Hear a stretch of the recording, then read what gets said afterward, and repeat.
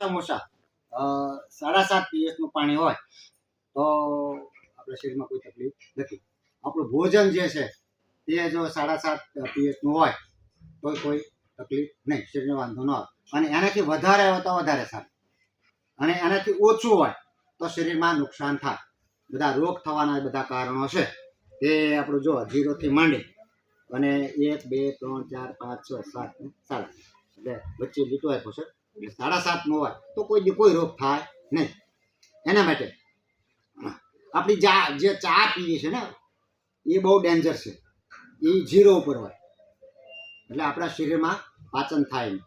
એટલે ચા જે છે, ચા વગર આપણને નથી ગમતું, નથી રૂચતું, ચા વગર આપણને માથું ચડે, આ બધું થાય છે.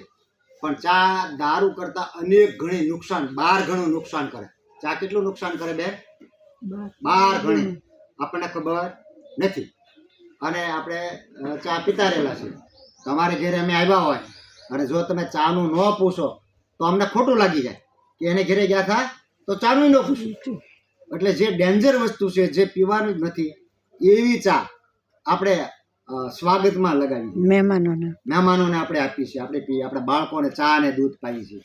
એટલે આ જે ચા છે એ બહુ ખરાબ છે, આપણને ખબર નથી. મીઠી લાગે છે, ગળી લાગે છે, મજા આવે છે, એલચી નાખીએ છીએ. આમ ઓલા ચાવાળા બનાવતા ને ઉકાળે એવી આપણે મસ્ત ટેસ્ટી કરી પીએ છીએ. એટલે હું બધાને કહું, જેને ચા પીવે એને છૂટ છે, પણ આપણે ખાંડ નહીં નાખવાની.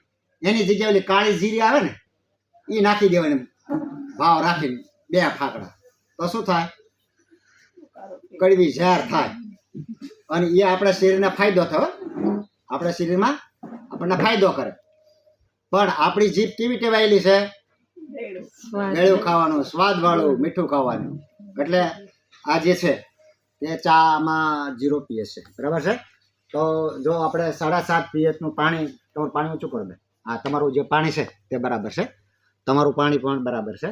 તમારું પાછળ પાણી હતું ને, હા, લગભગ તમારું બરાબર છે.